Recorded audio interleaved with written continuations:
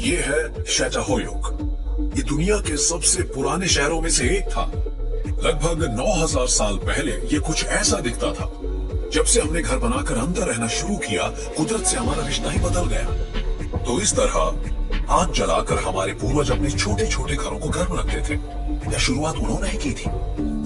इस तरह की छोटी छोटी आग से निकलने वाले धुएं से वायुमंडल ज्यादा नहीं बदला, लेकिन हजारों साल के दौरान हम इंसान इस वायुमंडल में इतनी कार्बन डाइऑक्साइड झोंकने लगे कि पूरी दुनिया ही गर्माने लगी। और नतीजा सामने है। एंथ्रोपोसीन की शुरुआत जानवरों को पालतू बनाने से हुई।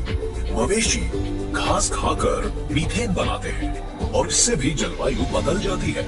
ये जब अपनी खुराक पचाते हैं तब जाकर मीथेन गैस बनती है। लेकिन आधुनिक वैज्ञानिक दौर आने तक किसी को ये बात नहीं पता थी।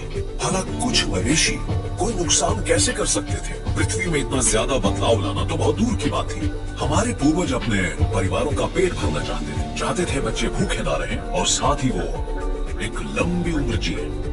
चीन में लगभग 4000 साल पहले दुनिया को बदल देने वाली एक खोज हुई।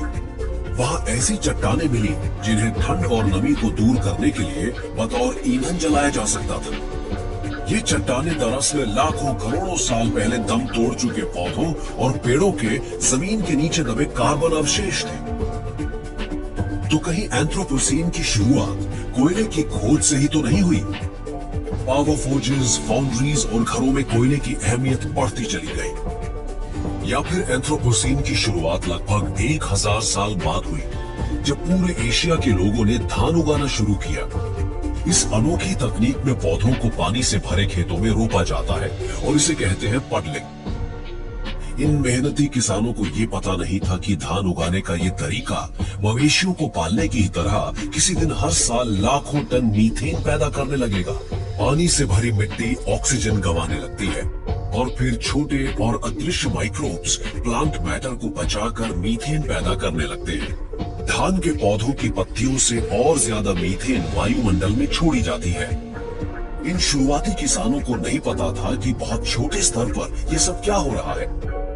वो तो बस अपना और घर वालों का पेट भरने की कोशिश कर रहे थे।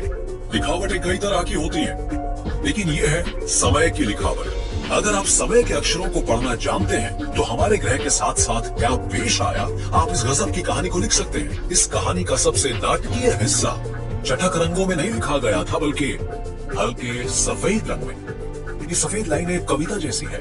ये पूरे ग्रह पर ही बड़े बड़े जीवों के मरने का किस्सा सुनाती है। ये एक दुर्लभ धातु इरिडियम की परत है जो 6 करोड़ 60 लाख साल पहले मौजूद क्रिटेशियस युग का अंत दर्शाती है। इस दौर में डायनासोर्स और दुनिया के 3/4 पेड़ पौधे और जानवर एकदम विलुप्त हो गए थे। भूविज्ञानियों की एक रवायत है, अगर पृथ्वी में एक ऐसी परत मिल जाती है जो ऐसे पहले या अंतिम दौर की सीमा रेखा दर्शाए जहां किसी भी प्रजाति के जीवाश्म मिलते हो, तो उसकी निशानदेही एक गोल्डन स्पाइक से की जाती है। इसे चट्टान में हथौड़े से ठोकते हैं। अगर हम एंथ्रोपोसीन यानी इंसान के पैदा किए विलोपन काल में जी रहे हैं तो अपने इस गोल्डन स्पाइक को हमें किस दीवार में ठोकना चाहिए?